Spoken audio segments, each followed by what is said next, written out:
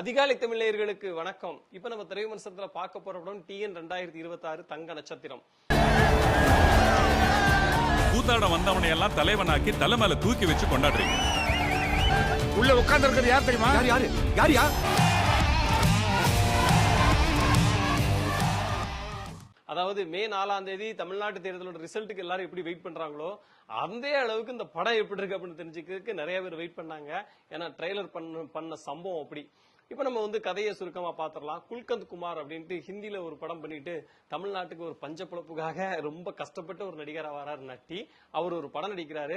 அவர் திரையில பாக்குறாரு, தம்பிராமையா பாத்துட்டு நீதாண்டா அடுத்த எம்ஜிஆர் அப்படின்னு சொல்லி நட்டியோட கேரியர் அடுத்த கட்டத்துக்கு கொண்டு போறதுக்கு முயற்சி பண்றாரு. அதுல நிறைய டவுன் இருந்தாலும் ஒரு கட்டத்துல அப்ல அவர் கேரியர் அடுத்த கட்டத்துக்கு போயிட்டு இருக்கு. அப்போ நட்டிக்குள்ள தம்பிராமையா அவர் அரசியல் ஆசையை விதைக்கிறாரு. நீங்க அடுத்த எம்ஜிஆர் நீங்க தான், நீங்க பெரிய இடத்துக்கு வரணும், இங்கே கேள்விப்பட்ட மாதிரி இருக்கல, இதெல்லாம் சொல்றேன் வரணும் அப்படின்னு சொல்லி பயங்கரமா என்கேஜ் பண்ணிக்கிட்டே இருக்காரு. ஒரு கட்டத்துல நட்டிக்கு அரசியல் ஆசை வந்துருது. அரசியலுக்கு வரலாம் அப்படின்னு சொல்லி ஒரு முடிவு எடுக்கிறாரு, ஒரு பிரஸ் மீட் வைக்கிறாரு, நான் வரேன் அப்படின்னு சொல்றாரு. அந்த இடத்துல இன்ட்ரோ எல்லாம் வருது. அதுக்கு அடுத்து என்ன ஆச்சு? இப்போ ஒரு நடிகரா இருக்கும்போது தலைவாசல் விஜய் படத்துல ஒரு நல்ல டைலாக் சொல்லுவாரு.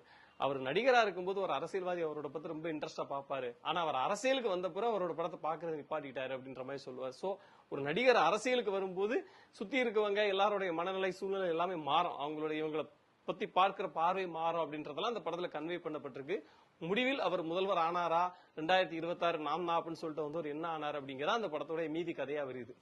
இப்போ நட்டியை பொறுத்த வரைக்கும் இன்னும் தன்னுடைய உடல் மேல அவர் அதீத அக்கறை எடுத்துக்கொள்ள வேண்டும் அப்படிங்கிறது நம்மளுடைய வேண்டுகோளா இருந்துச்சு. ஏன்னா நிறைய ஷாட்ல கொஞ்சம் வீக்கா தெரிஞ்சாரு. 3 பேரோட பாடி லாங்குவேஜ் இமிடேட் பண்ணிருக்காரு. எம்ஜிஆர், ரஜினி, விஜய்.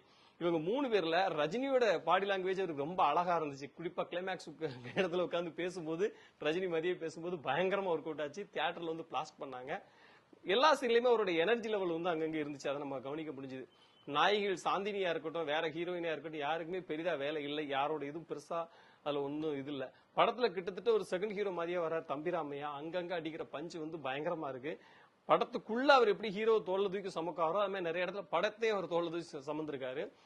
திருநெல்வேலி ஸ்லாங்ல பேசுறாரு யாரு, நம்ம MS பாஸ்கர். அவருடைய ஸ்லாங்கும் சரி, அந்த மொழி, அவருடைய அந்த அடிக்கிற சின்ன சின்ன காமெடி ஒர்க் அவுட் ஆச்சு. இளவரசு ரொம்ப நாளைக்கு பிறகு கிங்ஸ்லியோட காமெடி கூட படத்துல ஒர்க் அவுட் ஆயிருக்கு. ஃபர்ஸ்ட் ஹாப் முழுக்கவே எல்லாரும் செமையா சிரிக்க வச்சுக்கிட்டே இருக்காங்க என்பதில் எந்த ஒரு மாற்று கருத்தும் இல்லை. தர்புகா சிவா தான் இசை. பாடல்கள் ஒரு பெரிய எனர்ஜி இல்லாட்டாலும் பின்னணி இசை எந்த இடத்துலயும் துருத்தாம ரொம்ப சூப்பரா பிளே பண்ணப்பட்டிருந்துச்சு. அடுத்து வரும்போது நம்ம ஒளிப்பதிவாளர் பத்தி பேசும்போது நிறைய இடத்துல சிக்கனமான ஷாட்ஸ் தெரிஞ்சா கூட ஒரு சில இடத்துல ரொம்ப கரெக்டா பிரம்மாண்டமா எங்கெங்க என்ன தேவையோ அதை சரியா ஒர்க் பண்ணிருக்காரு. அந்த விஷுவல் பிரசன்ஸ் உண்மையிலேயே ரொம்ப நல்லா இருந்துச்சு. எடிட்டரும் ரொம்ப ஷார்ப்பா அந்த படத்துக்கு இவ்வளவுதான் தேவை அப்படின்ற மாதிரி ஒரு அழகான கட் கொடுத்திருந்தாங்க. முதல் பாதியில இந்த கதை நிச்சயமா எல்லாத்துக்கும் இன்ட்ரெஸ்டிங் ஏற்படுத்தக்கூடிய கதை. ஏன்னா ஒரு தனி மனிதனா ஒருத்தர் சாதாரண மனிதனா ஒரு பெரிய நடிகனாகி ஒரு அரசியல்வாதி ஆகிறாங்க போது நமக்கு எல்லாத்துக்கும் ஒரு இன்ட்ரெஸ்ட் வரும். அடுத்து என்ன நடக்க போகுது அப்படின்ற ஒரு ஆர்வம் வரும். அந்த ஆர்வத்தை கரெக்டா கையில பிடிச்சுதான் சூப்பரா திரைக்கதை அமைச்சிருக்காரு உமாபதி. அவர் தான் டைரக்டரும் கூட. படத்துடைய கதையும் வசனத்தையும் மட்டும் தம்பிராமையா எழுதியிருக்காரு. வசனங்கள் அங்கங்க ஸ்கோர் பண்ணிட்டே இருந்துச்சு. குறிப்பா தமிழ்நாட்டுல தமிழ் பேச தெரியாதவங்களுக்கு தமிழக மக்கள் ரொம்ப வரவேற்பு கொடுக்காங்களாமே அப்படின்னு சொல்லி குல்கந்த் குமார் சொல்லும் போது நம்மளுக்கு லைட்டா ரஜினிகாந்த் தான் அடிக்கிறாங்களோ அப்படின்ற மாதிரி ஞாபகம் வந்துச்சு. எல்லாரையுமே யாரையும் இவங்களதான் அப்படின்னு குறிப்பிட்டு எதுவும் பண்ணல. ஒரு சில இடத்துல விஜய் ட்ரோல் பண்ற மாதிரி இருக்கு, ஒரு சில இடத்துல ரஜினியை ட்ரோல் பண்ற மாதிரி இருக்கு, கடைசியில கமலையும் ட்ரோல் பண்ற மாதிரி இருக்கு. இப்படி எல்லாரையுமே அங்கங்க தொற்றுக்க மாதிரி தான் நமக்கு தெரிஞ்சுது. அதனால ஒரு படமா எப்படி இருக்கு அப்படின்னு கேட்டீங்கன்னா நிச்சயமா நீங்க நம்பி பார்க்க முடியும். எந்த இடத்துலயும் நம்மளுக்கு குறையே இருக்காது, காமெடிக்கும் பஞ்சமே இருக்காது. என்ன ஒரே ஒரு கடைசியில் ஏதாவது ஒரு மெசேஜ், ஒரு ஸ்ட்ராங்கான முடிவோட படத்தை முடிச்சிருக்கலாம் அப்படின்ற மாதிரி நம்மளுக்கு தோணிச்சதே தவிர மற்றபடி எந்த இடத்துலயும் குறையே சொல்ல முடியாத ஒரு படம். நிச்சயமா நீங்க கொடுக்க காசுக்கு ஒருத்தான படம். நம்பி தியேட்டருக்கு போலாம். நன்றி, வணக்கம்.